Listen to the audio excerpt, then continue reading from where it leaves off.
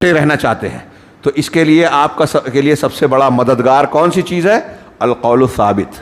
اہل علم نے کہا کہ قول ثابت سے مراد ہے لا الہ الا اللہ۔ اگر لا الہ الا اللہ کو مان کر سمجھ کر آپ نے اس کو مضبوطی سے تھاما ہوا ہے تو دنیا کی زندگی میں بھی یہ چیز آپ کو سچائی پر قائم رکھے گی، حق پر قائم رکھے گی، اور جب آپ حق اور سچائی پر رہیں گے تو دنیا کا کوئی دشمن الہی آپ کو نقصان نہیں پہنچا سکے گا۔ آزمائش آئے گی، عذاب نہیں آئے گا۔ نیک بندوں پر، لا الہ الا اللہ کے ماننے والے، سچی طور پر ماننے والوں پر اللہ کی مدد اور حفاظت رہتی ہے، تائید رہتی ہے، لہذا عذاب نہیں آئے گا، رسوائی نہیں ہوگی۔ مشقتیں آتی ہیں، انبیاء کو بھی آئی، وہ امتحان ہوتا ہے، وہ درجات کی بلندی کا سبب ہوتا ہے، وہ اجر و ثواب ملنے کا ذریعہ ہوتا ہے۔ تو اللہ کہہ رہا ہے کہ دنیا کی زندگی میں اللہ تبارک و تعالی ایمان والوں کو قول ثابت کے ذریعے سے جماتا ہے، وفی الآخرہ، اور آخرت میں بھی جمائے گا۔ اس جو آخرت سے مراد یہاں کیا ہے؟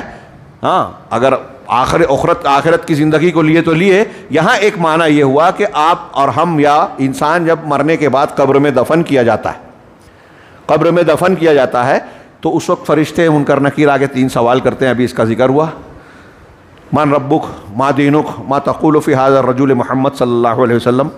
یہ 3 سوال ہر شخص سے قبر میں ہونا ہے۔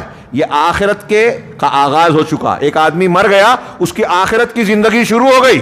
اب برزخ کی زندگی میں یہ جو 3 سوال ہو رہا ہے، اگر اس کا صحیح جواب نہیں دیا تو منکر نکیر اللہ کے حکم سے عذاب کا سلسلہ شروع کرتے ہیں۔ قبر اس کے لیے جو ہے وہ جہنم کا ایک گڑھا بن جاتی ہے۔ یہ ہم پڑھ چکے ہیں عذاب قبر کے سلسلے میں، اس سے پہلے ایک خطاب یہیں جیتانہ میں عصر کے بعد ہو چکا ہے۔ تو اب اگر ایک آدمی لا الہ الا اللہ قول ثابت کہے گا، کر رہا ہے، دنیا میں ماننے والا ہے، تو آخرت میں یہ لا الہ الا اللہ اس کو بچائے گا، حق پر قائم رکھے گا۔ من ربک ما دینک کا جو 3 سوال منکر نکیر کریں گے نا، ان تینوں کا صحیح جواب دے گا کون؟ جو لا الہ الا اللہ کو دنیا میں مانے گا۔ آج ہمارے یہاں کچھ لوگ جو ہیں قبروں میں آدمی کو دفن کرنے کے بعد وہاں اذان دے رہے ہیں۔ کیوں صاحب؟ ایک صاحب سے میں نے پوچھا تو کہنے لگے کہ اس سے شیطان بھاگے گا، اس کو بہکائے گا نہیں۔ برزخ میں اور آخرت میں بہکانے والی بات ہوگی کیا شیطان کی؟ یہ دنیا کا معاملہ ہے۔ آخرت میں یا برزخ میں چلے جانے کے بعد آپ کے باہر کے کسی کام کی وجہ سے وہاں اس کے بارے میں کوئی تبدیلی یا فیصلہ ہو ناممکن ہے۔ دنیا میں ایک انسان جیسے ایمان اور عمل صالح والا ہوگا، مرنے کے بعد اس کے عمل ویسی ہی توفیق اللہ کی طرف سے ملے گی۔ تو وہی اللہ تعالیٰ نے اس آیت میں کہا کہ اگر آپ چاہتے ہیں کہ قبر میں صحیح جواب دے سکیں تو لا الہ الا اللہ کو سمجھو، اس کو صحیح طریقے سے قبول کر لو۔ یہ لا الہ الا اللہ آپ کو قبر میں بھی بچائے گا، دنیا میں بھی بچائے گا، اور پھر آگے جب قبر میں بچا لے گا تو آخرت کی جو اگلی منزل ہوگی میدان محشر اور پھر جنت و جہنم والا مرحلہ، وہاں بھی بچائے گا۔ تو اللہ تعالیٰ نے کہا کہ دنیا میں اور آخرت میں یہ قول ثابت یعنی لا الہ الا اللہ ایمان والوں کو ثابت قدم رکھتا ہے۔ وَيُذِلُّ اللَّهُ الظَّالِمِينَ، اور اللہ ظالموں کو گمراہ کرتا ہے، ان کو پھسلا دے گا۔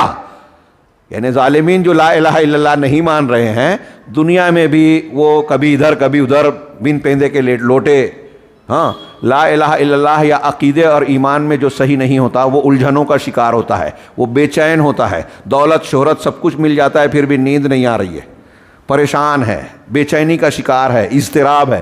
ایمان انسان کو اطمینان اور چین سکون دیتا ہے، اس سے بڑھ کر اطمینان کی کوئی چیز نہیں ہے دنیا میں، سعادت کی چیز۔ اور مرنے کے بعد بھی یہ دنیا میں جو ہے کلمہ انسان کو بچائے گا، اور جو اس کو نہیں مانتا وہ دنیا میں بھی بے چین رہے گا، مرنے کے بعد بھی، وہ کتنا بھی دنیا میں دولت مند نظر آتا ہو، اختیار والا نظر آتا ہو۔ وہی العہد،